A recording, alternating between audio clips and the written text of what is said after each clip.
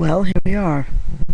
I've pulled out my old microphone that I haven't used for three years, I think. And I pulled out some other microphones and headsets that I had in my bag of electronics. So I'm testing to see if this may be working better than problems I was having with the webcam microphone that was screwing up. This looks like it's gonna work. This looks like I have a working microphone after all. Hooray. This was probably a better quality microphone anyhow than the webcam one. But I'm a little concerned that maybe there's something wrong with the computer, because when I first plugged this one in, it was doing the same crackly noises, and it might be the wires or the something. I don't know. Something. This isn't going through USB, so I don't know why it was doing crackly noises, but it's not doing it now. So I'm a little shaky, uncertain about whether the problem I had was really with the webcam or whether it was possibly with the computer.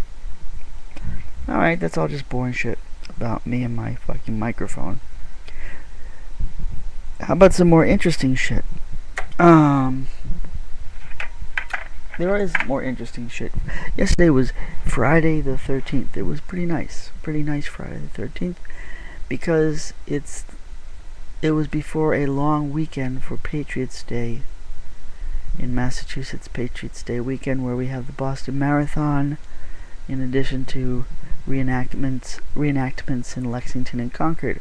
Patriots Day commemorates the beginning of the American Revolution on the Lexington Common on April 19th, 1775.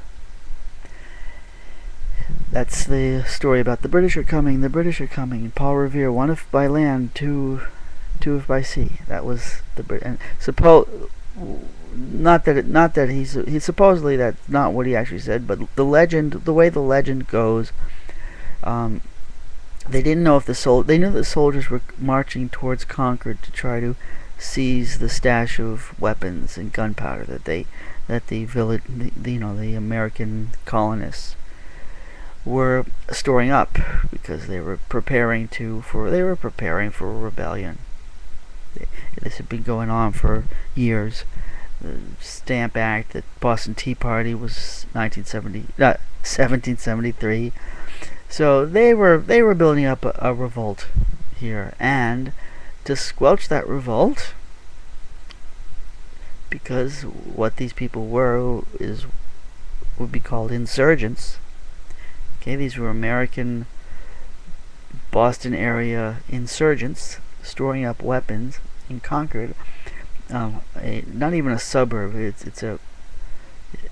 was a rural.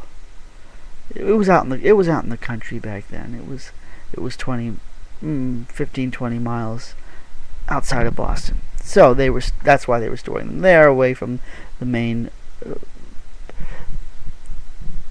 observations of the main population of the British soldiers and commanders were stationed in Boston. So 20 miles outside of the city, where the soldiers and the commanders weren't likely to visit, that's where they were storing the gunpowder. But the British army learned about this, and they were kind of come to confiscate the weapons. You think that our government today wouldn't do exactly the same thing in the exact same situation? Of course they would. Actually, the government today would do a lot worse. But they didn't know, the colonists didn't know. They knew that the soldiers were coming, but they didn't know which way they were coming. They didn't know if they were going to, I don't know which way they were going to cross, I guess. So what they were trying to do was head off and warn the Minutemen, basically the insurgents, the peasant or the regular citizen insurgents, called themselves the Minutemen. They'd been practicing firing weapons and stuff in order to prepare for an armed rebellion. So Paul Revere was going to go warn everybody, quick, get up, we have to go stand our ground against the soldiers. Don't let them take our gunpowder and muskets. But they had to head them off. They had to know whether they were coming across the Charles River or something like that. So they had to know if they were coming by land or by sea. One if by land, two if by sea. So there were these. They had 2 lanterns in the steeple of the Old North Church on Salem Street in Boston, and because it was a steeple, it was one of the higher towers.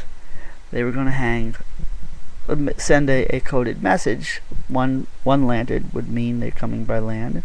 2 lanterns the code meant that they were coming by sea. So 1 lantern was placed in the Old North Church steeple. So Paul Revere saw not just Paul Revere and 2 others, William Dawes and I think it was William Prescott. The 3 of them were sent off as messengers on different routes out through the suburbs to wake up different groups of the militiamen.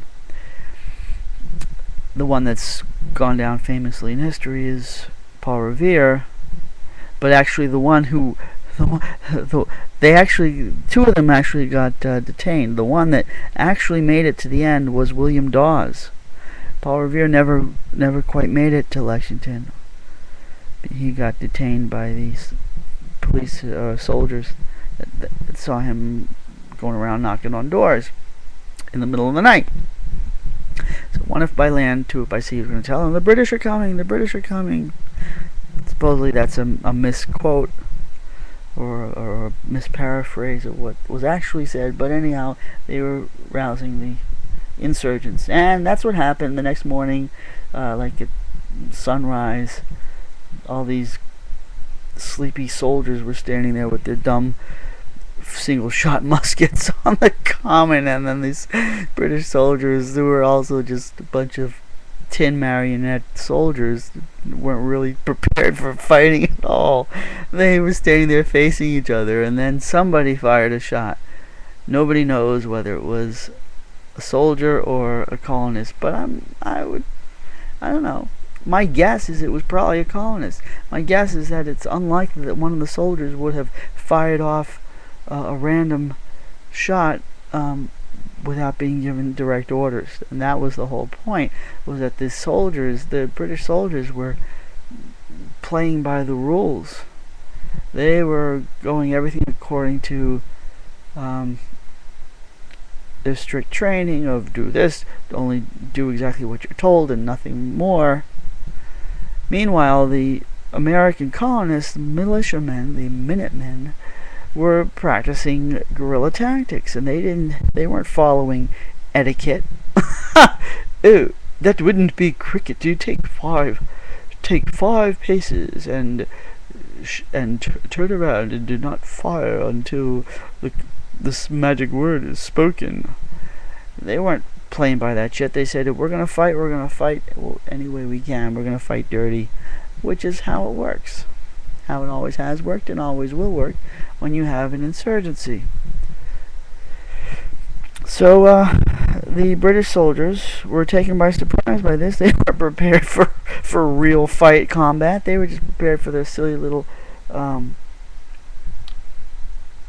regimented exercises where everything is done according to the book and everything is cricket. And the Americans shot their asses off the whole way back to Boston. They weren't playing by the old rules, and that's how America is. We still don't want to play by anybody's rules, except anyhow, that was the morning of April 19th, 1775. I think it was a Tuesday morning. But anyhow, we've now got Monday holiday for it. So we always make our holidays on Monday now. Didn't used to be, but 40 years ago they started making holidays on Mondays. Before 40 years ago, we used to have holidays on the days that they occurred. So if it was April 19th, it didn't matter if it was a Thursday or a Friday or a Saturday or a Tuesday, we'd have Patriots Day off.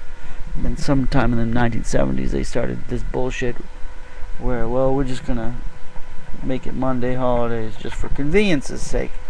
So it's Martin Luther King's birthday on a Thursday. We celebrate it on Monday. And Washington's birthday, Lincoln's birthday used to be celebrated separately. But they were both in the month of February, and they said, what the fuck? 2 presidents' birthdays in 1 month, and it's a short month. Let's combine them, call it President's Day instead of Washington's birthday and Lincoln's birthday. So everything's on Monday, and about 100 years ago, on one of the Patriots' Day celebrations, the Boston Athletic Association decided to hold its first marathon race, which I think took place and probably was in conjunction with the first modern Olympics of 1896. I think that was why the Boston Athletic Association decided to run a marathon race of 26 miles in a reenactment of a race from or to the town of Marathon about 2,500 years ago. And the Boston Marathon has been a tradition ever since, and it's more participated in than the Patriots' Day reenactments in Lexington and Concord. And yet, for me, the funny thing is, my family never. We never participated in the marathon when I was growing up, but we did go to the parade in Lexington. That used to be great fun. I didn't even know about the marathon until I was a teenager, but as a little kid, we used to go to the Lexington parades, and we loved when we would wear the little 3-corner hats and all kind of stuff like that. And that was and they had these they used to sell these giant balloons that were probably about 3 feet tall, and when you're 2.5 feet tall yourself, that's a giant balloon. And I remember those giant balloons. I don't know if they were filled with, no, they couldn't have been filled with helium because they would have never come back to Earth. But they used to go way up, 20 feet in the air. Great big amazing balloons that they'd sell at the parade in Lexington. And my family had lived in Lexington for a few years in the mid-50s. My middle brother was born in Lexington. So that's how they knew about the Lexington reenactments and parade in Lexington from the 1950s. 10 years later, we would still return there on Patriots' Day. So what's the funny thing about it is that at that time we lived in the city I was born in. I grew up in that city, 2 towns over from Lexington, and I'm 1 town over from Lexington now. Heck, maybe I should go over to Lexington. I hadn't even thought about it. I'm living the next town over now, over here in Woburn. Sure, why don't I go to the Lexington parade? That'd be great fun. I'd take my video camera. Man, we did take still photographs. We took still black and white photographs 50 years ago at the Lexington parades. We have some of them somewhere on slides. Photographs of us at the Lexington parade. Now I can go with my thumb-size mini black color and audio video camera that's capable of recording several hours in one charge. So I should do that. That's what I'll do on Monday. Hooray! So what was ironic and funny about it was that the town that I grew up in is the town that the Boston Marathon actually runs right through. Oh gosh, I guess it's the longest portion of the Boston Marathon within any one town. I think is in the town I grew up in, and yet I didn't even know about it. I didn't even know about it as a kid because I lived a little more than about 2.5 miles away from the race route. And as a kid, it wasn't something that we had a tradition of.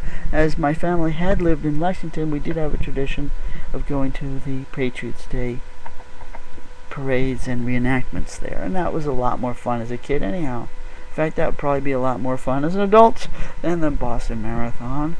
I didn't even know about the Boston Marathon. It ran right through Newton, Massachusetts.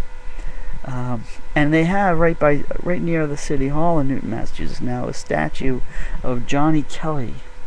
That was almost 20 years ago it was placed there now. Johnny Kelly was just he ran the Boston Marathon for like 70 years. He actually won it, I think, in 1927 or 28. I think he won the Boston Marathon, and he won it again in like 1932. He won it. He actually came in first in the Boston Marathon several times in the late 1920s and 1930s, and maybe even the 1940s. And he continued to run it until he was like 80 years old. So, let's see. Yeah, 60. He ran that thing for. He must have been in his 80s when he ran his last race. He ran that race for about 60 years, almost every year. That guy. So in 1994 they ended up placing a bronze statue in his honor. The statue was actually. It was two images of him holding hands. It was an image of him as a young man holding hands with an image of himself as an old man running together, just to sort of celebrate the incredible longevity of this man's dedication to running this very, 26 miles. They didn't used to be in the 1930s that many. Now of course that's part of why he was able to win several times, was that the field of runners was very much smaller back then than it is now. And I'm afraid that this may not be recording because I'm 17 minutes in, so I'm going to stop.